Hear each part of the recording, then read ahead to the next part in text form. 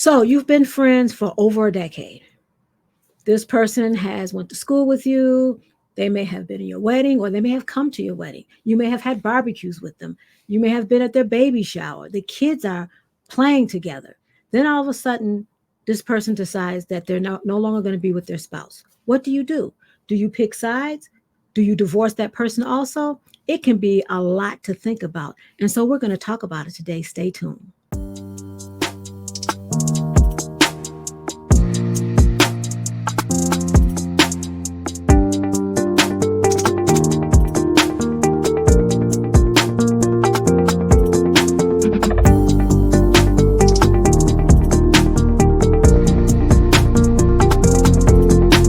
Thank you so much for joining my channel, Ask Lois the Relatable Therapist. My name is Lois Godot, and this channel is all about promoting positive relationships.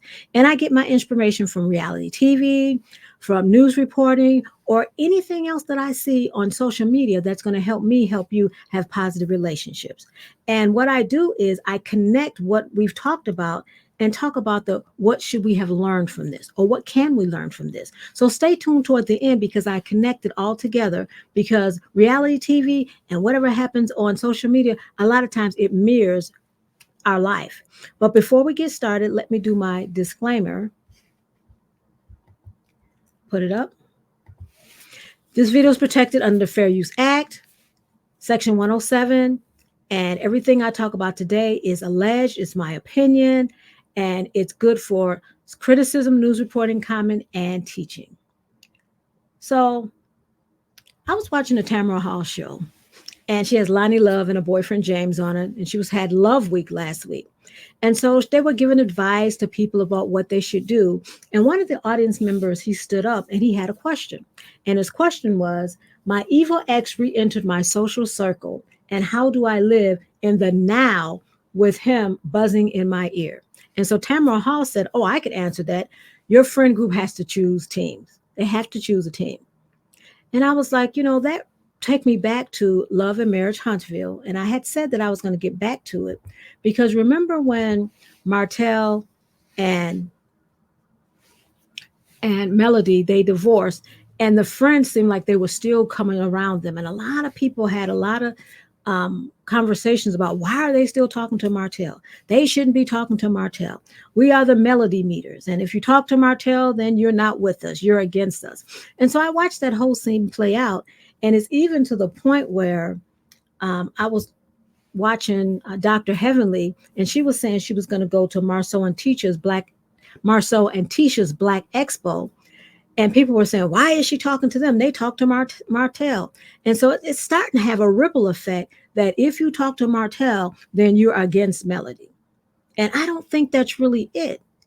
I think what it is that sometimes when you have been friends with somebody for over a decade, for a long time, I think it depends on the relationship that you have if you'll decide to stop being friends with them and divorce the situation. Let me explain what I mean. So Martell and Destiny, and this is Destiny, she's the one in the middle of the top two, the two men. She said her and Martell were friends even before she met Melody. And so when Melody and Martell broke up, a lot of people were like, why is Destiny still talking to him? I think she even posted a picture, a birthday picture, and a lot of people got upset. Now, it's not my place to say, is she right, is she wrong? But I'm just making an observation that I think she's doing that because they had a friendship and a relationship before he even married Melody, because she said she's been knowing him way before Melody. And so I think the closer that you are in a friendship or relationship, I think that dictates if you're going to walk away or not. And I know some of you might say no, but think about this. You have family members that have dogged somebody, that have cheated on somebody, dragged somebody, and you're still friends with them and you still talk to them. You still go to barbecues with them. And that's the point I'm making, that depending on the relationship you have, the bond that you have with that person, you may continue to talk to them. You may not agree with what they've done, because Destiny absolutely told Martell, I don't agree with what you did. How could you do this? But I think she's still there because of the relationship that she had. Even Chris and Nell Fletcher, they have been on commercials helping Martell with his wine. And again, some people, how could they do that?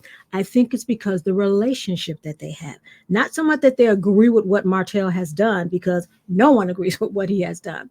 But I think when you have a relationship with somebody, I think that you have to decide, is this relationship worth ending?